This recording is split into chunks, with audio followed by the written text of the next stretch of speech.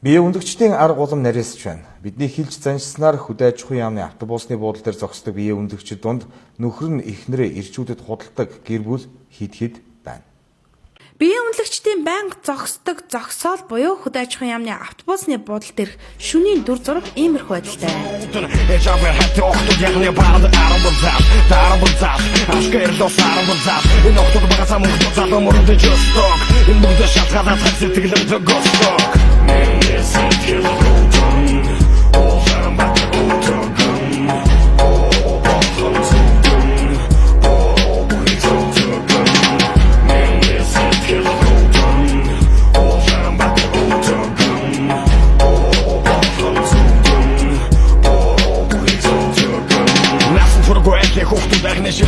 Цаалардаг насны явашилэн хосууд ихэд нар баалардаг харьяасан зам нуруудан дандаа буруудан агны төлөв амьдад таван хуруудан төрсөн өдөр баярын өдөр мөнгө хохны баяр идэний дэч гэдэг нь улааны аяар бүгд мэддэг дахиад хэлж агны хүзүү богн астам нэгэн орны өмнө зупан тавьдаг зам яхо басуулын сэтгэл үтэн дэвэлцэн хэтогны хормоо хотон яхны баран сэвэлцэн барны гэрэл дохны амьдрал сайхан харагдсан найзадаг өгсөн барны хүчм дарагдсан гэдэг цаашаа суугаа очтой бүсэг гөрдөг нэтгэн барны цаашаа чутриг овертгөрдөг уяхо бүгд гожих хадал амьдрал зуран ашаргал ирээд өгөн охны дутамж зуран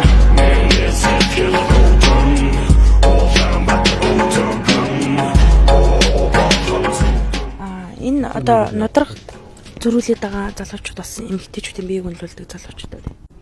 Нөгөө нэг одоо юу вэ? Бие үнэлэх хүний залууг нь олж өгдөг юм. Яа. Чиний битгий хүүхэн үзээд айл гэж анхаа. Хооронд өрсөлдөөнтэй. Одоо тэдний хүн энэний хүн гэл.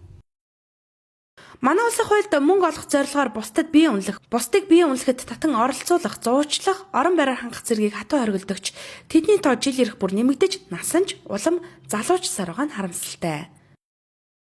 Одоо яг хөдөө аж ахуйн автобусны бодолтой энэ нийслэлийн баян зэрэг төрөлтэй хамрагддаг. Энд одоо хичнээн эмэгтэйн биеийг үнэлүүлдэг талаарх мэдээлэл нь өртөж байна. Нэг 10-аас дээш эмэгтэйчүүд бол байгаа. Насны хувьд хэдээс хэд насны? Насны хувьд бол 18 хүрээгүй хүүхдүүд байна. Тэгээ дээрээс нь 25 хүртэл ер нь ихэнх юм. Үн ханшны тухайд мэдээлэл. 50,000, 70,000, тэгэл 100,000 тэгэл ер нь царай эмэгтэйчүүдийн царайгаас л болт юм л.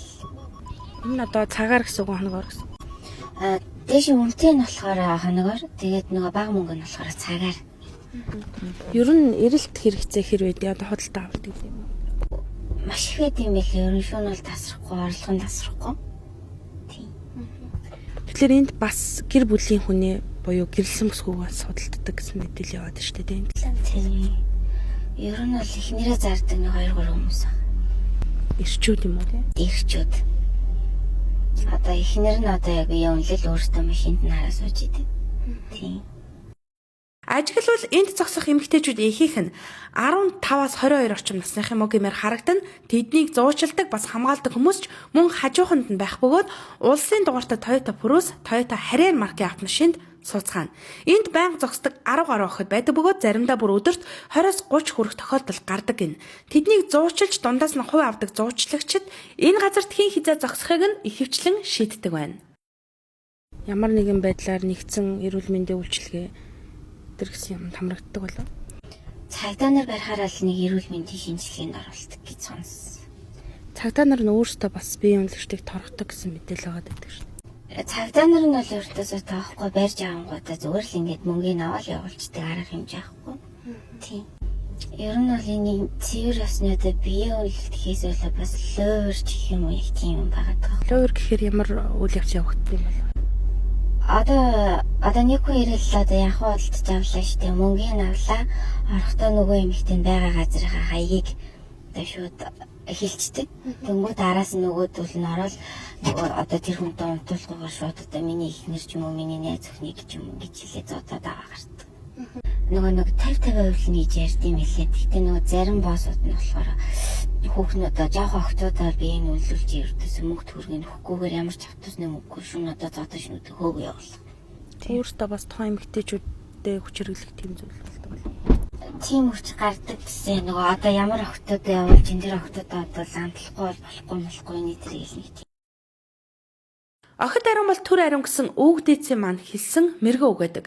Гэтэл яагаад хазаргай охид маань хитгэн халтар төврөгний төлөө амнаас эрүүл мэндийн эрсдэлд оруулан байж энэ замыг сонгож байна вэ? Эдийн засгийн хямрал, ажилгүйдэл, гэр бүлийн тогтворгүй байдал зэрэг олон шалтгааныг дурдж болгоч тэд өөрсдөө ирчүүд хамгийн их буруутай хүмүүс гэлцэж байлаа. Халаасанда байгаа мөнгөний хэмжээгээр бие үнэлэгч бүсгүүчүүдийг сонжин сонгон шалгаруулж өөрчлөх болсонтой ч энэ буруутах шалтгаан холбоотой гэдгийг ч хэлж байсан юм а.